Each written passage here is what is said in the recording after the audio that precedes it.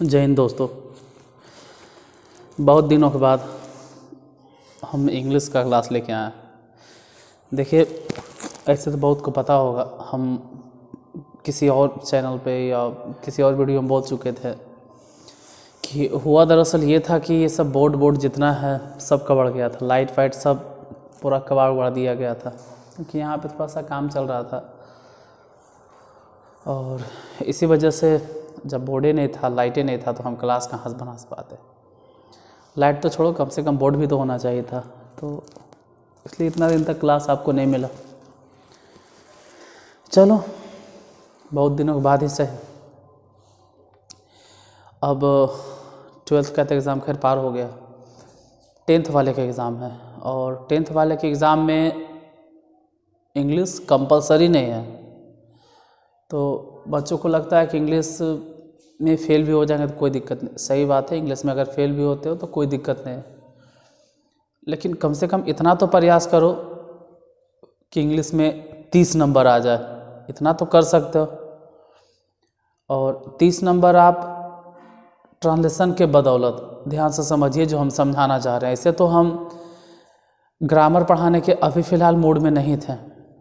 मेरा पूरा के पूरा फोकस था कि हम लैंग्वेज के पीछे जाएंगे, लेकिन अब ऐसा लग रहा है कि सरस्वती पूजा के बाद, यानी कि 15-20 फरवरी के बाद, अब लैंग्वेज के साथ साथ हम ग्रामर पोर्शन को भी कवर करें। ग्रामर पे भी आएंगे, 10th level, 12th level, competition level सभी को टारगेट करते हुए हम ग्रामर पे भी आएंगे। लेकिन फ़िलहाल 10th का एग्ज़ाम है, तो हम आप लोगों को समझा देते कि करना क्या है। अब देखो, यहाँ पर तो हम उतना ट्रांसलेशन नहीं बताएं, ये नहीं कह सकते कि हम बहुत ज़्यादा आपको ट्रांसलेशन बताएं, लेकिन फिर भी जो ऑफलाइन पढ़ रहे हैं, और यहाँ भी लगभग बता ही दिए। ऐसा नहीं कि एकदम नहीं बताएं। आप एकदम नहीं जानते हो ये नहीं कह सकते हो, कुछ तो जानते हैं। तो जो 10th वाले बच्चे हैं जिनका एग्ज़ाम 15 फरवरी से, उनके लिए थोड़ा सा क्लियरिफिकेशन कर दें। देखिए, 5 से 7 को आपका ट्रांसलेशन आता है, 5 से 7 को ट्रांसलेशन, जहाँ से मतलब हम कह रहे हैं कि यहाँ से आपका फिक्स है। हम ये नहीं कह रहे हैं कि आप मेरे बदौलत इंग्लिश पास कर जाओगे, क्योंकि हम पढ़ाए ही नहीं उतना है, ना ही लिटरेचर पोर्शन, ना ही ग्रामर पोर्शन। हम तो सिर्फ ऐसे ही ट्रांसलेशन सिखा रहे थे। तो 5 से 7 नंबर आपका ट्रांसलेशन हो जाएगा। हम मान के ये चलते हैं कि 3 को चलो भाई वॉइस आ जाएगा, 2 से 3 को वॉइस आ जाएगा, और ये मान के चलते हैं कि 3 को नरेशन आ जाएगा। ठीक है, ये बाकी अगर आपका इंग्लिश लैंग्वेज अच्छा है, अगर आपको लैंग्वेज इंग्लिश भाषा, अंग्रेजी भाषा पे अगर आपका पकड़ है, तो वहाँ से आपका 20 नंबर जो पैसेज होता है, अगर आपको भाषा का ज्ञान है तब। अब रही बात कि हम आपको पैसेज बताएं, तो ट्राई करेंगे कि प्रोजेक्टर से प्रोजेक्ट करके और पैसेज को डील कैसे किया जाता है ये समझाते। लेकिन ऐसा लग रहा है कि वो हो जाएगा कि अपना व्यू बढ़ाना, टाइम पास करना। वो आप तब तक नहीं कर पाओगे जब तक आपको लैंग्वेज का ज्ञान नहीं होगा, भाषा का ज्ञान नहीं होगा। ज़बरदस्ती तुक्का मारना, उससे अच्छा है कि तुक्के मार दीजिए, एकदम 4-5 दिन एकदम उठकरे से मार दीजिए। तो 20 नंबर आपका पैसेज, अगर आपको भाषा के ज्ञान है तब, ट्रांसलेशन अच्छा खासा जानते हैं तब। 5 से 7 नंबर ट्रांसलेशन, 3 वॉइस, 3 नरेशन। बाकी कुछ स्पेलिंग टेस्ट वाला भी आता है, डिग्री अगर आप जानते हैं तो। जैसे कुछ हद तक हम डिग्री बताएं, लेकिन वो डिग्री काम नहीं करेगा। वहाँ पे पॉजिटिव से कंपैरेटिव, कंपैरेटिव से सुपरलेटिव चेंज करने के लिए आएगा। तो खैर हम ये नहीं कह सकते डिग्री से आप काम चला लीजिएगा, लेकिन जोड़ना शुरू करोगे तो 20 और मान लो 7, 27, 27, 33 और 33, तो कम से कम 30 नंबर लेकर आइए। अब ये हम नहीं कहते कि इंग्लिश में सिर्फ 30 ही लाओ, तुम 70 लाओ, 80 लाओ, लेकिन जिस स्टूडेंट का ये माइंड में सेट होता है ना, मेंटलिटी सेट होता है कि अगर हम इंग्लिश में फेल हो गए तो क्या दिक्कत होगा, कोई दिक्कत नहीं होगा। सच्चाई है कि कोई दिक्कत नहीं होगा, चलो भाई आप पास हो जाइएगा। लेकिन ऐसा क्यों सोचते हो? कम से कम 30 नंबर तो लाना सोचो। तो प्रवचन बहुत हो गया, अब क्लास को स्टार्ट करते हैं। और आज का जो टॉपिक है वो पहले ही आप लोग देख चुके होंगे, नरेशन। अब देखिए नरेशन ये क्या है। नरेशन की अगर बात की जाए बिना लिखे, क्योंकि लैंग्वेज पे हम ज़्यादा ध्यान देते हैं और ग्रामर पोर्शन को बाद में हम कवर करते हैं, तो नरेशन क्या होता है। अगर नरेशन की बात करें तो नरेशन जो कि नरेट शब्द से बना है, अगर हम नरेशन को लिखें तो कह सकते हैं कि ये जो नरेशन है वो बना ही है नरेट शब्द से। नरेट, NARRATE, नरेट, ठीक है, नरेट। और नरेट का मतलब होता है कहानी कहना या तो कथा कहना, कहानी कहना या तो कथा कहना, मतलब कुछ कह कर सुनाना, कथा कहना, कहानी कहना, जो भी आप बोलिए। तो नरेशन नरेट शब्द से बना है। और नरेट का अर्थ क्या होता है, नरेट का मतलब हो गया कथा कहना या कहानी कहना। तो नरेशन का अर्थ क्या हो गया भाई, ये तो हो गया कथा कहना, तो इसका मतलब हो गया कि कथन, ठीक है, कथन, या कह सकते हो कि कथा का वर्णन, कथा का वर्णन। जैसे आप इसको समझ सकते हो कि एक तरह से वर्ब है, लेकिन वो वर्ब नहीं है। तो क्या है सर, वो भी देखेंगे क्या है उस टॉपिक पे। अगर कहें तो जो हम समझाने हैं वो नहीं समझा पाएंगे। समझाना हमको ये है कि नरेशन नरेट शब्द से बना है, और नरेट का मतलब क्या होता है, कथा कहना या कहानी कहना। अब कथा या कहानी दो तरीके से कहा जाता है। एक तो हो गया कि हूबहू, जैसे हम कहीं पे सुने, जो हमसे बोला गया हम वही हूबहू आपके सामने कह दिए, तो इसको बोलते हैं डायरेक्ट। ये हो गया डायरेक्ट, लिख देते हैं। एक हो गया कि हम किसी से सुने और डायरेक्ट वही आकर आपको बोल दिए। जो भी सुने किसी से, मान लो कि कोई ऐसा इंसान था जो हमको या आपको गाली दे रहा था, या मान लो हम ही को, भाई आपको क्यों, आपको बुरा लग जाएगा, हम ही को गाली दे रहा था, और हूबहू वही चीज़ आपके सामने बोल दिए। जैसे उसने कहा, जैसे मान लो कि कोई आदमी है थर्ड पर्सन, और वो कहता है कि तुम चोर हो, मतलब हमको कहता है, और हम हूबहू वही कह दे कि उसने कहा तुम चोर हो, तो तुम तो बुरा मान जाओगे, तुमको लगेगा कि हम तुमको बोल रहे हैं चोर। जबकि सच्चाई ये है कि वो बोला हमसे, क्या बोला, उसने कहा कि तुम चोर हो, वो हमको बोला और हम हूबहू तुम्हारे सामने बोल दिए कि उसने कहा तुम चोर हो, तो तुमको तो लगेगा कि वो तुम्हारे बारे में बोल रहा है। जबकि ये मतलब नहीं है, ये हो गया कि जो वो बोला था हम हूबहू तुमको बता दिए। जबकि यही चीज़ वह इनडायरेक्ट में कैसे बोलते, उसने कहा कि मैं चोर हूँ, उसने कहा कि मैं चोर हूँ, मतलब वो कह रहा है।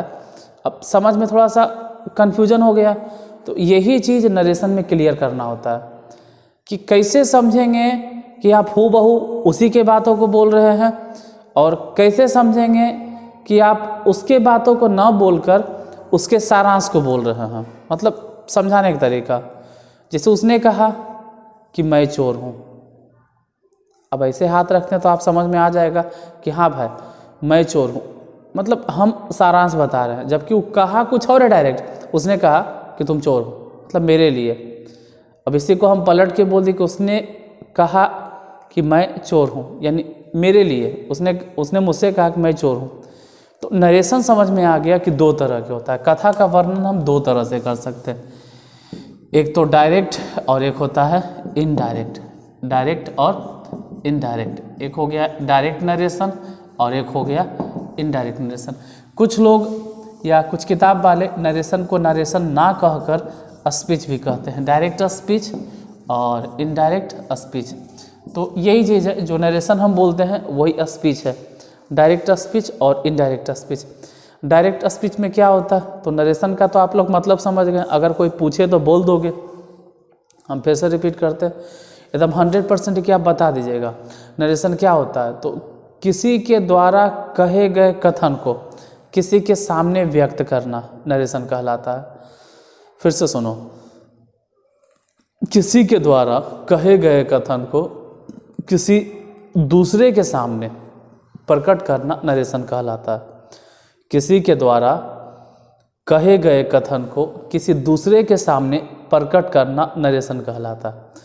देखो कैमरा थोड़ा सा फ्रंट पे है, तो अगर थोड़ा सा धुंधला भी दिखाई दे रहा होगा तो मैनेज कर लीजिएगा, क्योंकि लैंग्वेज का क्लास है। मैथ के क्लास में कैमरे को हम पीछे कर देते हैं, उसका फ्रंट नहीं दिखाई देता, थोड़ा सा कम भी दिखाई देगा, सुनने पर ध्यान दीजिएगा। नरेशन क्या होता है? किसी के द्वारा कहे गए कथन को किसी दूसरे के सामने प्रकट करना नरेशन कहलाता है। कहानी खत्म, इससे ज़्यादा ध्यान नहीं देना। अब नरेशन दो तरह के हो गया, एक डायरेक्ट नरेशन और एक इनडायरेक्ट नरेशन। डायरेक्ट नरेशन की अगर बात करें तो किसी के द्वारा कहे गए कथन को हूबहू उसी के शब्दों में किसी और के सामने व्यक्त कर देना डायरेक्ट नरेशन कहला गया। और एक होता है कि किसी के द्वारा कहे गए कथन को हूबहू उसी के शब्दों में व्यक्त न करके, हूबहू उसी के शब्दों में व्यक्त न करके सिर्फ उसके सारांश को, वो जो बोलना चाह रहा था उसके अर्थ को किसी और के सामने व्यक्त करना इनडायरेक्ट नरेशन कहलाता है। तो नरेशन दो तरह के, अगर आप डायरेक्ट बोलते हैं उसी के बातों को तो डायरेक्ट नरेशन, और अगर थोड़ा सा घुमा फिरा कर बोलते हैं लेकिन मतलब वही है तो इनडायरेक्ट नरेशन हो गया। अब मेन मुद्दा आता है कि जो 10th वाले उतना क्यों दिमाग में वो जोड़ देगा, डायरेक्ट नरेशन बनाना चाहे, ठीक है, डायरेक्ट नरेशन बनाना चाहेगा कि हम नरेशन को बनाएं, यानी कि नरेशन डायरेक्ट से इनडायरेक्ट में बदलेगा। तो जब डायरेक्ट से इनडायरेक्ट में बदलोगे तो आपको दो तरह के रूल पढ़ना होगा। एक होता है जनरल रूल, एक आपको मिलेगा जनरल रूल जो सीखने के लिए है। इस पर आधारित जो भी प्रॉब्लम है एग्ज़ाम में आने के चांस कम रहता है। एक मिनट मार करके इधर यार, से आधारित क्वेश्चन आने के चांस कम रहता है एग्ज़ाम में जनरल रूल से। और दूसरा होता है स्पेशल रूल, इसी से रिलेटेड एग्ज़ाम में क्वेश्चन आता है और ज़्यादा चांस यहीं से बनता है स्पेशल रूल से। तो कहिएगा आप स्पेशल रूल पढ़ा दीजिए तो भी थोड़ा सा मुश्किल है, डायरेक्ट स्पेशल रूल आपको पढ़ा भी नहीं सकते। अगर आपको जनरल रूल का ज्ञान नहीं है, आप जनरल रूल के बारे में नहीं जानते, तो डायरेक्ट स्पेशल रूल आप पढ़ भी नहीं सकते। तो पहले जनरल रूल समझना होगा, और जब जनरल रूल के बारे में पढ़ोगे तो यहाँ पर 3 स्टेप सीखना होगा। पहले स्टेप में आता है चेंज ऑफ पर्सन, यानी कि आप पर्सन को बदलना सीखोगे। दूसरे स्टेप में आएगा चेंज ऑफ टेंस, और तीसरे स्टेप में आएगा change of other parts of speech, other parts of speech. वैसा क्यों लग रहा है कि हम यहाँ बता रहे हैं ना, तो यूट्यूब पे शायद हम नरेशन पढ़ाए हैं, ऐसा अनुभव हो रहा है, ऐसा यूट्यूब पे हम नरेशन पढ़ाए हैं। वेट ए मिनट, 1 मिनट, अगर पढ़ाए होंगे थोड़ा सा स्पीड बढ़ा देंगे। चलिए नहीं बताएं। तो जनरल रूल देख लिए, हम हट जाते हैं यहाँ पे। पहले में है चेंज ऑफ पर्सन, दूसरे में है चेंज ऑफ टेंस, और तीसरे में है change of other parts of speech. इसका मतलब है कि पहले तो हम पर्सन को चेंज करना सीखेंगे, अगर ये सीख गए तो फिर टेंस को चेंज करना सीखेंगे, और उसके बाद अदर पार्ट्स ऑफ स्पीच सीखेंगे। और जिसको थोड़ा विस्तार में पढ़ना है थोड़ा सा पेशेंस रखिएगा। अभी हम 10th को टारगेट करते हुए बता रहे हैं, जब में एक आध क्वेश्चन भी बन गया तो मेरा पढ़ाना हम ये समझेंगे कि सफल हो गया। एक क्वेश्चन भी अगर उससे बन जाता है एग्ज़ाम में तो कंफर्म 1-2 नंबर भी अगर बन गया तो ठीक है। देखिए चेंज ऑफ पर्सन, अब चेंज ऑफ पर्सन से पहले कुछ डेफिनेशन लिखाना होता है, वो सब हम नहीं लिखाएंगे, हम ऐसे ही समझा देंगे आपको। चेंज ऑफ पर्सन ऐसे ही समझा देंगे, जैसे reported speech, reporting sentence, verb of the reported speech, reporting sentence, इन सब के पीछे क्यों टाइम बर्बाद करना। किताब में ये सब चीज़ें रहती है और यही सब चीज़ देखते हैं बहुत सारे टीचर लोग रिपोर्टेड स्पीच पढ़ा रहे हैं। व्हाट इज़ रिपोर्टेड स्पीच, क्यों पढ़ा रहे हैं, कहीं काम आएगा? आप समझा दीजिए रिपोर्टेड स्पीच क्या है, रिपोर्टिंग सेंटेंस क्या है, verb of the reported speech क्या है, रिपोर्टिंग वर्ब क्या है, उतने बता दीजिए, उसको समझ में आ जाए वही बहुत बड़ी बात है। तो हम भी वही करने वाले हैं। देखो डायरेक्ट नरेशन जो रहेगा नॉर्मली वो इन्वर्टेड कॉमा में रहेगा। हम पहले क्लियर कर देते हैं, जो डायरेक्ट नरेशन रहता है वो इन्वर्टेड कॉमा में रहेगा। डायरेक्ट नरेशन इन्वर्टेड कॉमा में रहेगा, पहली बात। और जो इन्वर्टेड कॉमा में रहता है उसी को हम लोग कहते हैं रिपोर्टेड स्पीच। आप चाहो तो नोट डाउन कर लो, हम नहीं लिखेंगे। ऐसा नहीं है कि जैसे कि स्मार्ट बोर्ड होता तो पीपीटी बना के हाँ भाई ये वो सब हम नहीं करने वाले। आप लिख लीजिए कि डायरेक्ट नरेशन में जो डायरेक्ट नरेशन में जो इन्वर्टेड कॉमा के भीतर है, डायरेक्ट नरेशन में जो इन्वर्टेड कॉमा के भीतर है वही रिपोर्टेड स्पीच। जो इन्वर्टेड कॉमा के भीतर है वो रिपोर्टेड स्पीच है, और जो इन्वर्टेड कॉमा के बाहर है वो रिपोर्टिंग सेंटेंस है। वो रिपोर्टिंग सेंटेंस है। आप चाहो तो लिख सकते हो, लेकिन इस सब के कोई मतलब नहीं बनता है। ऐसा नहीं है कि आप ये पढ़ लिए तो नरेशन का बहुत बड़ा ज्ञाता बन गए, या आपसे एक भी क्वेश्चन हिलेगा भी टस से मस नहीं होगा। रूल समझिएगा कैसे बनता है। हम बता दिए कि इन्वर्टेड कॉमा के भीतर जो है वो रिपोर्टेड स्पीच है, और जो इन्वर्टेड कॉमा के बाहर है वो रिपोर्टिंग सेंटेंस है। और ये दोनों चीज़ आपको मिलेगा डायरेक्ट नरेशन में। नोट कर रहे हो तो ये सब नोट कर लीजिएगा कि इन्वर्टेड कॉमा के जो भीतर है वो रिपोर्टेड स्पीच है, इन्वर्टेड कॉमा के जो बाहर है वो रिपोर्टिंग सेंटेंस है। और ये दोनों चीज़ आपको मिलेगा कहाँ? डायरेक्ट नरेशन में। इनडायरेक्ट में, तो इनडायरेक्ट में अगर बनाओगे तो इन्वर्टेड कॉमा को ख़त्म कर दिया जाता है। ये सब बातें आप नोट कर सकते हो कि जब हम डायरेक्ट नरेशन को इनडायरेक्ट नरेशन में बनाने जाएंगे तो इन्वर्टेड कॉमा ख़त्म हो जाएगा, और जनरल रूल में हम दैट का इस्तेमाल करेंगे। अगर इन्वर्टेड कॉमा हटा दिए और हम जनरल रूल पढ़ रहे हैं, मतलब change of person, change of tense, change of other parts of speech, अगर इतने में हम सीमित हैं तो इन्वर्टेड कॉमा हटाने के बाद हम दैट का प्रयोग करेंगे। एक एक बात आपके दिमाग में फिट होना चाहिए, नहीं कि चालू कर दिए गाना चालू हो ले हमारा नींद आ गया, सुन रहे थे सुत गए। ऐसे नहीं होना चाहिए, ध्यान से सुनना पड़ेगा। आप लैंग्वेज पढ़ रहे हैं, क्या सुनना होगा कि अगर जनरल रूल आप पढ़ रहे हैं, मतलब change of person, change of tense और change of other parts of speech, ये तो कहिएगा तो पूरा लिख के हम पीडीएफ डाल देंगे अपने टेलीग्राम चैनल पे। वो जरूरी नहीं है, वो तो किताब ऐसे हो मार्केट में हज़ारों किताब बिक रहा है, आपके माइंड में होना चाहिए। जनरल रूल मतलब change of person, change of tense और change of other parts of speech में अगर आप इन्वर्टेड कॉमा हटा रहे हो तो दैट का प्रयोग करोगे। एकदम गांठ बांध लीजिए, आपके एग्जाम में आ जाएगा और हो सकता है कि लड़ जाएगा, पूरा एकदम गठरी बांध लीजिए उसको। क्यों? क्योंकि जब आप स्पेशल रूल में जाओगे तो वहाँ फिर दैट का इस्तेमाल नहीं होगा। ये सब भी चीज़ याद रखना कि अगर हम स्पेशल रूल में पहुँच गए तो वहाँ फिर दैट नहीं लगाना होता, वहाँ या तो इफ़ लगाना होता है, या तो WH वर्ड लगाना होता है, या तो टू लगाना होता है। जो भी होता है उसके हिसाब से हम देखेंगे जब हम स्पेशल रूल में जाएंगे। फिलहाल अभी हम जनरल में हैं, तो जनरल में एकदम पूरा दिमाग में फिट होना चाहिए कि अगर इन्वर्टेड कॉमा हटेगा तो वहाँ पर दैट आएगा।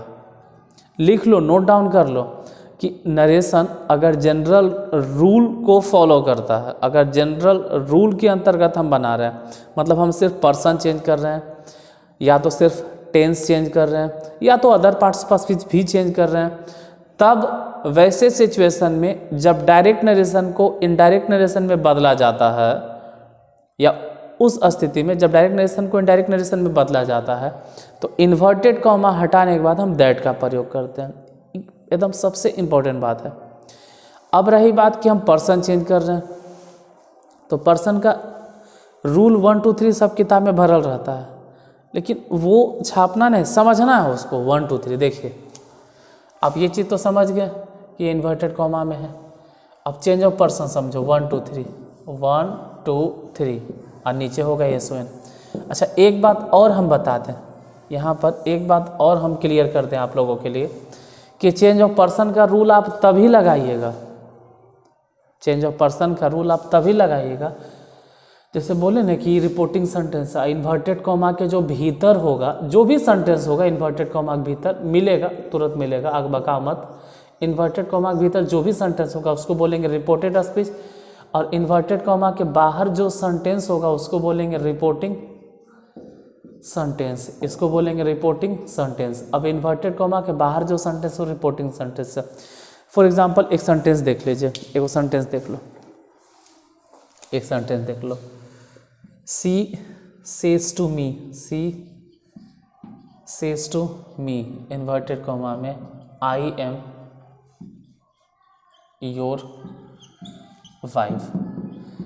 ये एग्जाम्पल सिर्फ समझाने के लिए लेते हैं, कोई अदरवाइज नहीं लेगा और गलत मतलब इसका नहीं निकालेगा, क्योंकि यहाँ से समझाना थोड़ा सा आसान होता है नरेशन, ठीक है। जब जेंडर को चेंज करते हैं थोड़ा आसानी से समझा सकते हैं नरेशन को, अब जेंडर नहीं चेंज करेंगे तो आप ही लोग को परेशानी होगा। फिलहाल ये जो देख रहे हैं ना कि इन्वर्टेड कॉमा के बाहर है सी सेज टू मी, इसी को हम लोग बोलते हैं रिपोर्टिंग सेंटेंस। यही है रिपोर्टिंग सेंटेंस जो आप इन्वर्टेड कॉमा के बाहर देख रहे हैं, रिपोर्टिंग सेंटेंस। और आई एम योर वाइफ ये जो देख रहे हो ये रिपोर्टेड स्पीच हो गया। तो इन्वर्टेड कॉमा के भीतर में रिपोर्टेड स्पीच और इन्वर्टेड कॉमा के बाहर में रिपोर्टिंग सेंटेंस। ये पता होना चाहिए कि हाँ भाई क्या है। अब ये भी ध्यान रखना है कि चेंज ऑफ पर्सन का रूल हम तभी लगा सकते हैं जब रिपोर्टिंग सेंटेंस या तो प्रेजेंट टेंस में हो या तो फ्यूचर टेंस में। देखो नोट डाउन कर लो अगर कॉपी है तो, और नहीं तो नहीं कॉपी है तो दिमाग खोलो और दिमाग में कॉपी खोलो, दिमाग में ही पेन निकालो और दिमाग में ही लिखना शुरू करो। मतलब माइंड को थोड़ा कंसंट्रेट कीजिए एक जगह, सुनिए ध्यान से।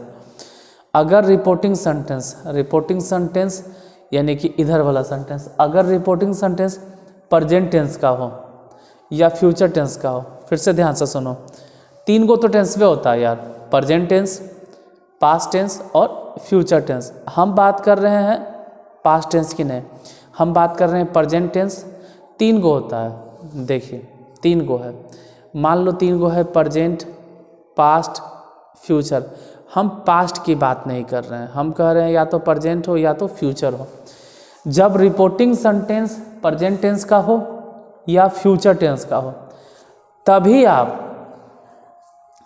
आप चेंज ऑफ पर्सन का रूल लगा सकते हैं। अगर नोट डाउन कर रहे हो तो नोट डाउन कर लो। हम लिखने नहीं आए हैं, लिखने के लिए ऑलरेडी बहुत सारा किताब है मार्केट में। आप जाइए और कहीं इंग्लिश ग्रामर का किताब दीजिए, कहीं पर भी हर दुकान में 2-3 को मिल जाएगा। उसको लेके तकिया बना के सो जाओ, तो फिर पढ़ने की कोई ज़रूरत नहीं। रात में सो, सुबह में सब दिमाग में हिल गया, जादू जादू जादू जैसे ऐसा नहीं होता। आपके माइंड में आपको खुद हिलाना पड़ेगा।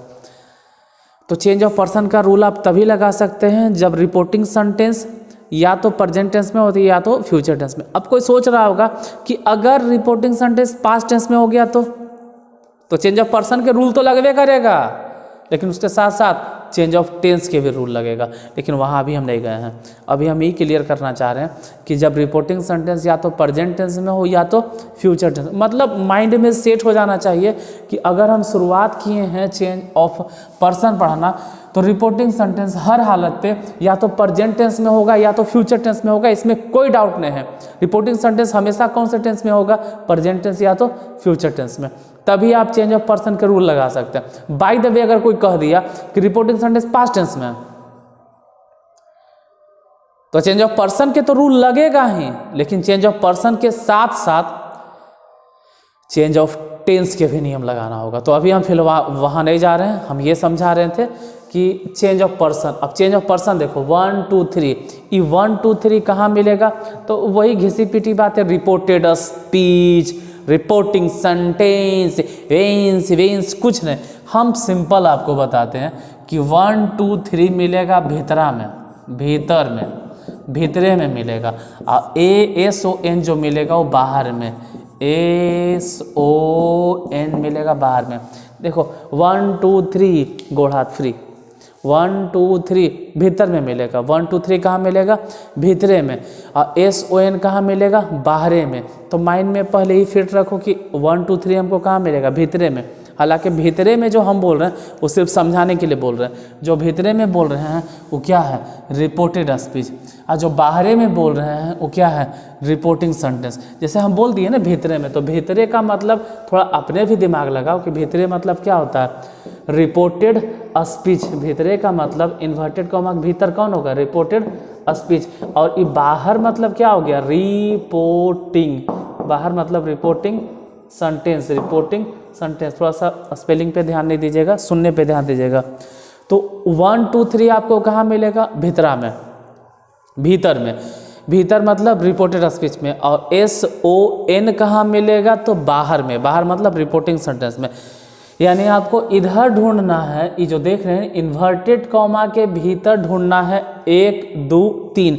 1 2 3 क्या होता है, जस्ट तुरंत बोलेंगे, हम लिखेंगे नहीं, हर चीज़ बोलने पे ध्यान देते हैं क्योंकि हम लैंग्वेज सिखा रहे हैं और भाषा को बोलना होता है, भाषा को समझना होता है। बोले नहीं आ रहा है, समझे नहीं आ रहा है, खाली लिखे ले आ रहा है, तो वैसन का क्या करोगे, इंग्लिश या चाटोगे वैसन का भाषा लेके। समझना भी तो है, बोलना भी तो है। 1 2 3 ये कहाँ मिलेगा, पहले ही माइंड में सेट रहे। 1 2 3 कहाँ मिलता है, भीतर में। अब भीतर माने रिपोर्टेड स्पीच में। तो आप 1 2 3 कहाँ ढूंढोगे, रिपोर्टेड स्पीच में। पहले तो ये बात फिक्स हो गया। फिर 1 2 3 के सहारे आप SON कहाँ ढूंढोगे, बाहर में। अब देखो, अगर 1 की बात करें तो ये फर्स्ट पर्सन है, 1 माने फर्स्ट पर्सन है, 2 माने सेकेंड पर्सन है, 3 माने थर्ड पर्सन है। अब S की अगर बात की जाए तो S माने होता है सब्जेक्ट, O की बात करें तो ऑब्जेक्ट, और N की बात करें तो नाउन मत बोलना, N की बात करें तो नो चेंज, नो चेंज। अब यहाँ समझो, फर्स्ट पर्सन भीतर में मिलेगा, सेकेंड पर्सन भीतर में मिलेगा, थर्ड पर्सन भीतर में मिलेगा। फर्स्ट पर्सन कहाँ है भाई, भीतर में। सेकंड पर्सन कहाँ है, भीतर में। थर्ड पर्सन भी कहाँ है, भीतर में। अभी तीनों भीतरे से खिड़कियाँ से उलगता है। फर्स्ट पर्सन भीतरा में, खिड़कियाँ से उलगेगा। सब्जेक्ट और सब्जेक्ट से दोस्ती कर लेगा, सब्जेक्ट से हाथ मिलाएगा। फर्स्ट पर्सन खिड़कियाँ से किसको ताकता है, सब्जेक्ट को। और वैसे ही सेकेंड पर्सन है, सेकेंड पर्सन बाहर अगर देखेगा तो किससे दोस्ती करना चाहेगा, ऑब्जेक्ट से। देखो बाबू, कोई अदरवाइज नहीं लेना।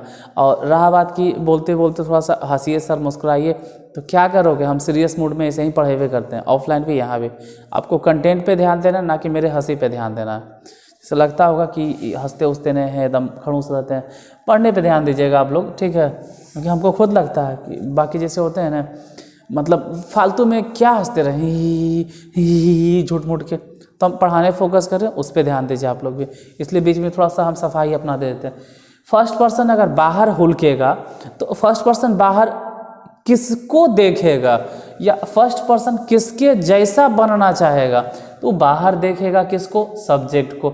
और वो बनना चाहेगा किसके जैसा, सब्जेक्ट के जैसा। वैसे ही सेकेंड पर्सन बाहर देखेगा और किसके जैसा बनना चाहेगा, ऑब्जेक्ट के जैसा। और थर्ड पर्सन बाहर देखेगा और वो बनना ही चाहेगा, थर्ड पर्सन में कोनो चेंज होने वाला नहीं है। तो ये सब बातें पहले याद रखिए कि हाँ भाई, चेंज ऑफ पर्सन हम पूछ दिए कि चेंज ऑफ पर्सन कहाँ लगाइएगा, चेंज ऑफ पर्सन का रूल आप कब लगा सकते हैं, तो बोलेंगे चेंज ऑफ पर्सन का रूल तभी लगता है, सिर्फ चेंज ऑफ पर्सन का रूल तभी लगता है जब रिपोर्टेड स्पीच या तो प्रेजेंट टेंस में हो या तो फ्यूचर टेंस में। मतलब बाहर वाला जो सेंटेंस, बाहर वाला बोल रहे हैं, सॉरी, बाहर वाला गलती बोल दी है, सॉरी माफ़ कीजिएगा, गलती बोल दी, रिपोर्टिंग सेंटेंस यार, गलती निकल गया, I am so sorry, I am extremely sorry. हो सके तो हमको माफ़ कीजिएगा, हम गलती बोल दिए। रिपोर्टिंग सेंटेंस, रिपोर्टिंग सेंटेंस, ये वाला रिपोर्टिंग सेंटेंस, थोड़ा सा गलती हो गया, टंग स्लिप कर गया, शायद हो सकता है पहले भी हम गलती बोल रहे हो। Reporting sentence, reporting sentence, reporting sentence को देखना, अगर रिपोर्टिंग सेंटेंस प्रेजेंट टेंस में, अगर रिपोर्टिंग सेंटेंस फ्यूचर टेंस में तो ठीक है, लेकिन अगर रिपोर्टिंग सेंटेंस पास्ट टेंस में है तो गड़बड़ हो जाएगा। हो सकता है पीछे हम गलती बोले हो, तो उस गलती के लिए हम अभी माफ़ी चाहते हैं, हमको माफ़ कर देना। हो सकता है कि गलती हो गया, लेकिन 2-3 बार रिपीट कर रहे हैं कि आपको देखना क्या है, रिपोर्टिंग सेंटेंस। अगर रिपोर्टिंग सेंटेंस प्रेजेंट टेंस में, बहुत अच्छा। रिपोर्टिंग सेंटेंस फ्यूचर टेंस में, बहुत अच्छा। अगर रिपोर्टिंग सेंटेंस पास्ट टेंस में है तो वैसे सिचुएशन में आपको चेंज ऑफ टेंस मतलब पर्सन का रूल लगाना ही होगा, और साथ साथ चेंज ऑफ टेंस का। अब चेंज ऑफ पर्सन में क्या समझे भाई, तो 1 2 3 SON, 1 2 3 आपको कहाँ मिलेगा, भीतर में। भीतर मतलब रिपोर्टेड स्पीच में। और SON कहाँ मिलेगा, बाहर में। बाहर मतलब रिपोर्टिंग सेंटेंस में। अब जरा ध्यान से समझिए, एक मैंने क्या है, फर्स्ट पर्सन। फर्स्ट पर्सन बाहर किसके हिसाब से अपने आप को बदलना चाहेगा, तो फर्स्ट पर्सन बाहर देखेगा और उसके हिसाब से अपने आप को बदलना चाहेगा। किसके हिसाब से, सब्जेक्ट के हिसाब से। वैसे ही सेकेंड पर्सन बाहर देखेगा और किसके हिसाब से अपने आप को बदलना चाहेगा, तो ऑब्जेक्ट के हिसाब से। थर्ड पर्सन किसके हिसाब से अपने आप को बदलना, किसी के हिसाब से नहीं, उसमें कोई चेंजेस नहीं। ये सब चीज़ समझ गए। अब कुछ एग्जाम्पल्स देखते हैं कि कैसे बदलता है, अब चेंज कैसे होगा, इस सबको मिटाते हैं। अब एग्जाम्पल पे फोकस कीजिएगा कि वो अपने आप को चेंज कैसे करेगा, किस प्रकार से चेंज करता है। जैसे एगो एग्जाम्पल तो यहीं पे था, यही बताते थे, लेकिन नहीं, चलो एग्जाम्पल्स थोड़ा नई तरीके से एग्जाम्पल्स देते हैं। चाहना ना चाहना किसके बस की बात है। देखिए फर्स्ट सेंटेंस पे फोकस कीजिएगा। पहला नंबर है ही सेज, और रहा बात कि हमको तो बदलने नहीं आता है सर पर्सन। देखो यार, वो टाइम के साथ धीरे धीरे आप सीख जाइएगा। अब यहाँ क्लास रोक के वो सब समझाने जाएंगे तो आपका टाइम वेस्ट हो जाएगा, बर्बाद हो जाएगा, उसका कोई खास महत्व नहीं है। उस समय के साथ धीरे धीरे सीख जाओगे। जैसे कोई बच्चा है ना, साइकिल चलाना धीरे धीरे दे दो साइकिल, वो गिरते पढ़ते सीख जाएगा। जैसे कोई हिंदी बोलता है ना, तो हिंदी धीरे धीरे बोलते बोलते डुडू, मम्मा, अम्मा, बाबा, अबा, नाना बोलते सीख जाता है। वैसे ही ये सब चीज़ें इंग्लिश भी समय के साथ धीरे धीरे आप सीख जाइएगा। अकबकाइए मत, पेशेंस के साथ पढ़ते जाइए। एग्ज़ाम नज़दीक है तो एग्ज़ाम के हिसाब से पढ़िए, उसको टारगेट करते हुए। यहाँ देखो क्या किया जाएगा, बस एक ही सेंटेंस देखो नहीं, काफ़ी मार्कर कहाँ, इसमें ज़रा फोकस कीजिए। ये हम दिए हैं डायरेक्ट नरेशन और इसको कहेंगे कि इनडायरेक्ट में बदलो। तो करना क्या होता है, पहले इधर देखना होता है। ये रिपोर्टिंग सेंटेंस है, ये कौन से टेंस में, ही सेज, मतलब प्रेजेंट टेंस में, तो सही है, ही सेज है तो ही सेज है तो ही सेज ही रहने दीजिए।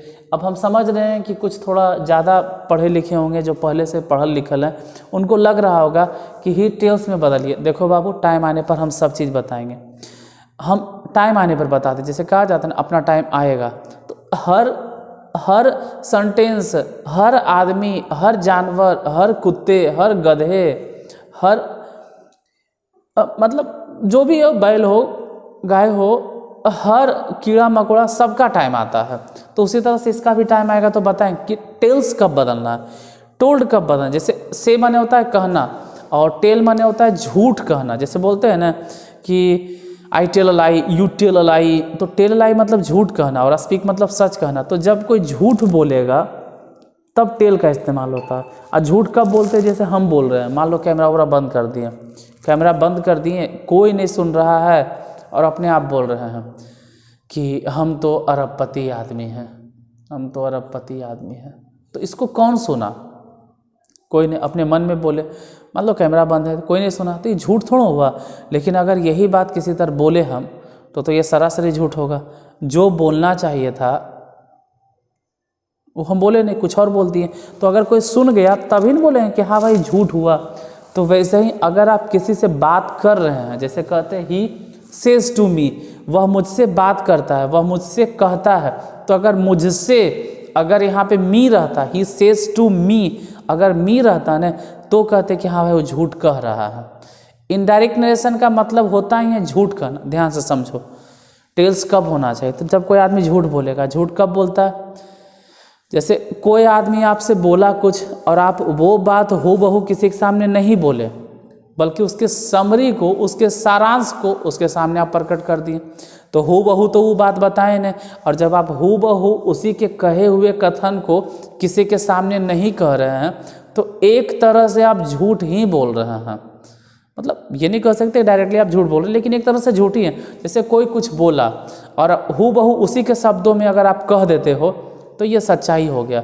लेकिन आप उसको घुमा फिरा के, तोड़ मरोड़ के, एक आध चीज़ उसमें जोड़ के, ऐड करके अगर बोल रहे हो, तो जाने अनजाने ये कहीं न कहीं झूठ होगा। भले आप सच बोल रहे हो, लेकिन एक तरह से वो झूठ ही है। तो टेल कब होता है सर, इनडायरेक्ट में, इनडायरेक्ट नरेशन में। क्यों इनडायरेक्ट नरेशन में टेल होता है, क्योंकि इनडायरेक्ट नरेशन का मतलब ही होता है कि आप किसी के द्वारा कहे गए कथन को हूबहू उसी के शब्दों में न कहकर उसके सारांश को कह रहे हैं, इसीलिए यहाँ पर आप से नहीं दे सकते हैं, टेल दे सकते हैं। तो यहाँ पर क्यों नहीं दे सकते? क्योंकि यहाँ पे झूठ है ही नहीं। क्यों नहीं? क्योंकि यहाँ पे ऑब्जेक्ट नहीं है। तो टेल का इस्तेमाल कब होता है? से अगर कोई कहे कि से टेल में बदल गया, अगर आपको कोई बता रहा है कि से को टेल में बदल दो, तो आप बोलिएगा कि से टेल में कब बदलाएगा, सेज टेल्स में कब बदलाएगा, सैड टोल्ड में कब बदलाएगा। आप उससे पूछिएगा कि कब बदलाता है, तो बताएगा कि जब से के बाद ऑब्जेक्ट रहता है ना तब बदलाता है। लेकिन क्यों ये नहीं बतलाएगा, क्योंकि ये कहीं लिखित है ही नहीं किताब में। तो ये बताएगा कहाँ से? लिखल रहेगा तभी ना वो बताएगा, कोई भी आपको नहीं बताएगा। आप एक आध टीचर अगर कोई बताते हो अपवाद में, तो खैर वो तो अपवाद है, ऐसा नहीं कि नहीं, जैसे हम ही आपको बता रहे हैं। लेकिन ये बात कोई नहीं बताएगा कि टेल क्यों होता है और ऑब्जेक्ट नहीं रहने पे टेल क्यों नहीं होता है। तो झूठ कहना, और झूठ आप किसी के सामने बोल ले रहे हैं तो नहीं होगा। यानी मिला जुला के सबको समेट उमेट के एक जगह इकट्ठा करो, तो जब ऑब्जेक्ट होगा तभी आप टेल मतलब लिख सकते हैं। इतना इसलिए बोलते हैं जब माइंड में सेट हो जाए कि आप से को से ही लिखेंगे, टेल्स तब लिखेंगे जब ऑब्जेक्ट रहेगा, तो ही सेज हो गया। उसके बाद देखो इन्वर्टेड कॉमा को ख़त्म करना है और क्या लगाना है, दैट लगा दिए। इन्वर्टेड कॉमा ख़त्म हो गया, दैट। अब हो गया तमाशा शुरू, क्योंकि भितरा में है तो भितरा में आई कौन से पर्सन है, क्योंकि भितरा में हमको पर्सन ढूंढना था। कौन से पर्सन है? First person. कौन सा पर्सन है? First person. आई कौन से पर्सन है? First person. पता चला आपको पर्सन ही नहीं आता, ना ही फर्स्ट पर्सन, ना ही सेकेंड पर्सन, ना ही थर्ड पर्सन, तो आप गए काम से। और हम यूट्यूब पे ही पर्सन के बारे में बता दिए। आप पहले पर्सन देख लीजिए तो ठीक है, और नहीं देखोगे तो आपके लिए खैर नुकसानदेह ही है, आपको समझ में नहीं आएगा। ये फर्स्ट पर्सन है। फर्स्ट पर्सन किससे दोस्ती करेगा? ये बाहर देखेगा और बाहर होलक अगर किसके जैसा बनना चाहेगा? सब्जेक्ट के जैसा। सब्जेक्ट कौन है वहाँ पे? ही, तो ही हो गया। और ही के साथ एम नहीं लगता है, इज लगेगा। और रीडिंग है तो खैर रीडिंग ही होगा, ही इज़ रीडिंग। और यहाँ पे जो माई देख रहे हो, ये माई क्या है? ये भी फर्स्ट पर्सन है सर। माई फर्स्ट पर्सन है तो माई, देखो आई का ही पॉजेसिव केस माई होता है। हाँ, ये एक दिन बता देना चाहिए, लेकिन इतना समझते हैं कि आई से ही माई बना है। अब केस बढ़ाएंगे तो फिर रुकना पड़ेगा हमको। आई से जैसे माई बना है, माई मने मेरा, माई मने आप समझ सकते हैं मेरा, तो माई जो है फर्स्ट पर्सन है, वो देखेगा ही, तो माई मने मेरा, तो हिज हो जाएगा, हिज लेसन, हिज लेसन। तो एक सेंटेंस अगर आप समझ गए तो ऐसे आप 50 सेंटेंस बना दीजिएगा। इसलिए समझने पे फोकस कीजिएगा कि बना कैसे। बाय द वे, अगर आप नहीं समझे तो नेक्स्ट सेंटेंस को देखिए, एक और देखिए। एक सेंटेंस पे और फोकस कीजिए, अगर नहीं हुआ तो फिर अगले इसी को मतलब इसी टाइप से हम कल फिर को कंटिन्यू कर देंगे। उसमें पूरा हम क्वेश्चन ही आपको बता देंगे। जैसे रंजू सेज टू मी, ये वाला क्यों दिए? क्योंकि यहाँ पे ऑब्जेक्ट है, यहाँ पे कुछ अजीब सा होगा। आई एम योर फ्रेंड। देखिए बाबू, 10th का एग्ज़ाम है, इसलिए हम एग्ज़ाम को टारगेट करते हो उसी तरह से बताएंगे। इसके बाद अगर टाइम मिलेगा तो और थोड़ा डिटेल में हिंदी के सहित ट्रांसलेशन सहित बताएंगे। फिलहाल इस सेंटेंस को देखो, इस सेंटेंस को देखिए। यहाँ पे रंजू सेज टू मी, पहले ये जो देख रहे हैं इन्वर्टेड कॉमा के बाहर, इसको हम लोग क्या बोलते हैं? Reporting sentence. जो इन्वर्टेड कॉमा के बाहर होता है उसको हम लोग बोलते हैं रिपोर्टिंग सेंटेंस। अब इस रिपोर्टिंग सेंटेंस की अगर बात की जाए तो आप लिखोगे रंजू, और अब सेज को सेज नहीं लिखना है, टेल्स। बोलो क्यों? क्योंकि अब टेल्स इसलिए लिखा रहा है क्योंकि सेज के बाद मी है सर, तो tells me. Ranju tells me हो गया, और इन्वर्टेड कॉमा को ख़त्म करना है और क्या लगाना है? That. Ranju tells me that हो गया।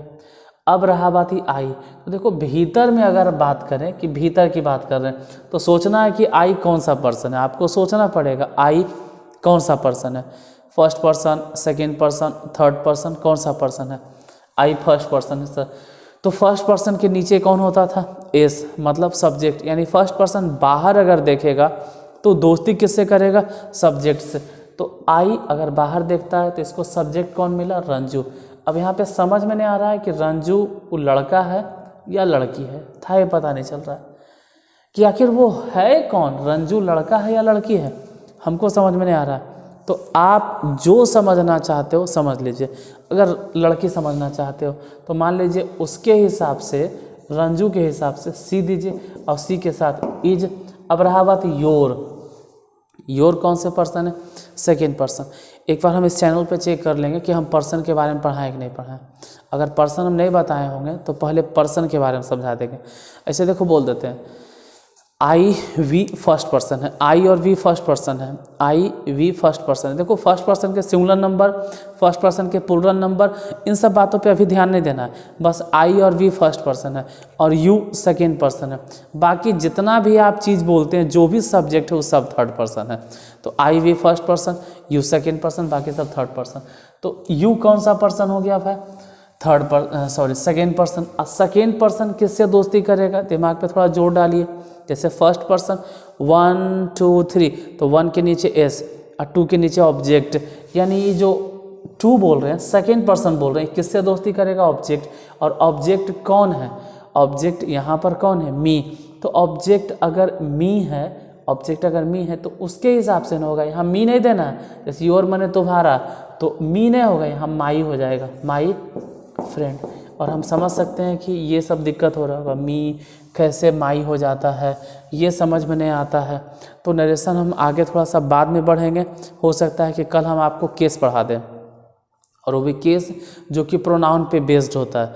जैसे बहुत सारे टीचर को ऑफलाइन ऑनलाइन भी हम सुनते हैं कि कुछ टीचर होते हैं जो बोलते रहते हैं कि एक वोकेटिव केस भी होता है, ए वोकेटिव केस। वोकेटिव केस का नरेशन में कोई खास काम नहीं है, लेकिन फिर भी वोकेटिव केस जो है वो आपको खुद समझ में आ जाएगा कि हाँ भाई नाम पे आधारित है, ठीक है, वो किसी का नाम होता है। तो वो वोकेटिव केस प्रोनाउन के अंतर्गत में नहीं आएगा, वो नाउन के अंतर्गत में चला जाएगा। और नरेशन जो आप बनाते हैं, यहाँ पे आपको केस प्रोनाउन वाला सीखना होता है, नाउन वाला नहीं। अगर नाउन मिल गया तो जनरली नाउन को उसके हिसाब से ही, सी, दे, वे ये सब लगा के चेंज कर देते हैं। यहाँ नेम वाला मतलब नाउन वाला केस नहीं पढ़ना, यहाँ केस हमको पढ़ना है जो प्रोनाउन में इस्तेमाल होता है। तो हो सकता है तो कल हम केस बढ़ा देंगे, ठीक है। जैसे इसमें दिक्कत हो रहा होगा, यहाँ मी है सर तो माई कैसे हो गया, ये सब समझा देंगे। आज फिलहाल इतना बताएं। आज क्या क्या बताएं एक बार ज़रा रिकैप कर लीजिएगा आपने कि आते के साथ। पहले हम नरेशन बताएं, नरेशन क्या होता है। तो नरेशन नरेट शब्द से बना है, और नरेट का अर्थ क्या होता है, कथा कहना। इसका मतलब है कि नरेशन का अर्थ क्या हो गया, कथा का वर्णन, यानी कथा कहना, कथन।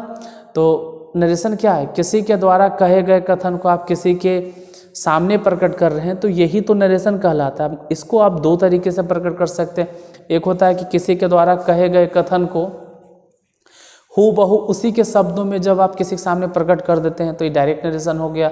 लेकिन इनडायरेक्ट क्या होता है कि जब किसी के द्वारा कहे गए कथन को हूबहू उसी के शब्दों में न कहकर बल्कि उसके सारांश को आप किसी के सामने प्रकट कर रहे हैं, तो इनडायरेक्ट नरेशन हो गया। तो नरेशन दो तरह के, डायरेक्ट, इनडायरेक्ट। अब अगर हम डायरेक्ट नरेशन को इनडायरेक्ट नरेशन में बदलना चाह रहे हैं तो दो रूल होता है, एक जनरल रूल, एक स्पेशल रूल। स्पेशल रूल को थोड़ा बाद में पढ़ना है, 1-2 दिन बाद। जनरल रूल स्टार्ट हो गया आज।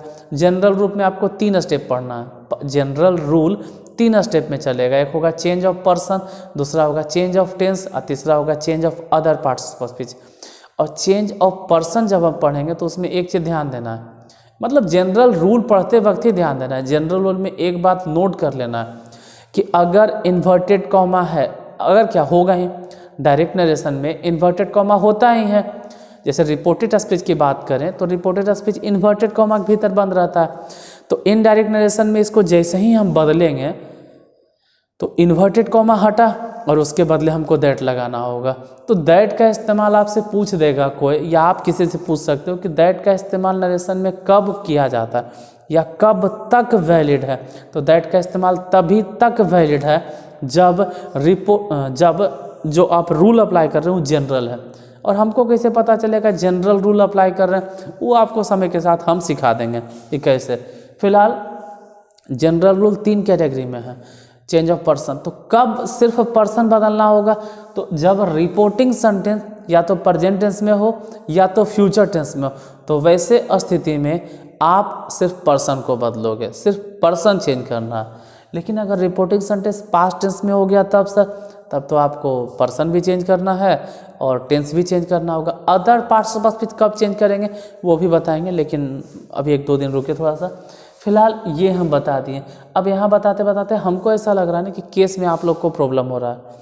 तो अगर हमको कल टाइम मिला या लगा कि नहीं भाई कल हम आपको केस पढ़ा दें, तो केस का एक वीडियो बना के डाल देंगे जिसमें कारक के बारे में पूरा रहेगा। Nominative case, objective case, possessive case 2 तरह के होता है। पॉजेसिव एडजेक्टिव है, पॉजेसिव प्रोनाउन है। ये वीडियो बना के डाल देंगे। और साथ ही साथ हम जो चेंज ऑफ पर्सन बता रहे हैं इसमें से 10-20 गो सेंटेंस आपको बना बना के समझा देंगे, जिससे कि आपके माइंड में जो भी डाउट है वो डाउट क्लियर हो जाए। तो आज यहीं तक। क्लास अच्छा लगा हो, आपको लगा हो कि हाँ भाई आप कुछ क्लास से सीख पाए हैं, थोड़ा सा भी अगर हम आपको हेल्प कर पाए हैं इंग्लिश सिखाने में, या थोड़ा सा भी आप सीख पाए हैं, कहीं न कहीं आपको 1% भी अगर फ़ायदा हुआ तो प्लीज़ क्लास को लाइक करके जाइएगा।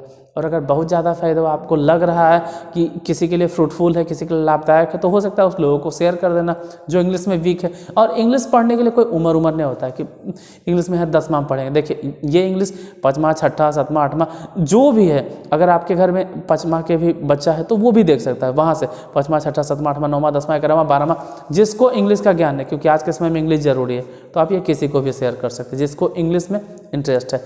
तो आज यहीं तक, फिर मिलते हैं कल। तब तक के लिए गुड बाय, जय हिंद। और आराम से पढ़ते रहिए। और जिनका 10th का एग्ज़ाम है वो तो खैर तैयारी करते रहे।